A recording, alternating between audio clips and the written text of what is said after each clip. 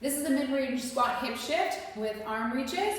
So we are holding the mid-range squat position. I'll also show it more dynamically. Thinking about how the reach with the arms is also going to kind of help us kind of get that femur gliding back in the hip socket and getting into that hip shift.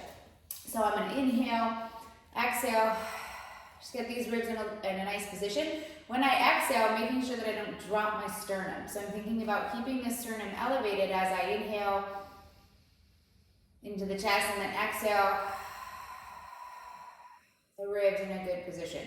As I come down and sink into my squat, thinking about staying heavy in the heels, I'm going to reach my right arm forward. So my right arm is actually reaching ahead of my left. And what this is going to do, keeping those ribs back, is thinking about this femur kind of being pulled in the hip socket.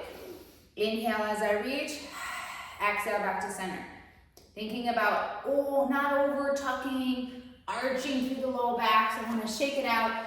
Heavy in the heels, ribs are back, letting my knees come forward as I inhale, reach, exhale back. Inhale, reach, thinking about shifting and pulling this femur back in the socket. The arm reach is helping you get there. Exhale back to center. Inhale, reach, exhale back to center. We can shake it out. I'm going to show on the other side and then also show it a little bit more dynamically. So as I come down, inhale as I shift this left arm forward and my right hip shifts back. I want to make sure I'm not hiking that hip. I'm a little heavier on that right side. Exhale back to center. Inhale, reach. Exhale back to center. So what's happening, I'm going to show from the front, is that as I go down, I'm getting this shift in the hips. So I'm coming down to that mid-range inhale. You notice this right knee comes forward, left knee comes back, reaching forward with that right hand. Inhale, exhale.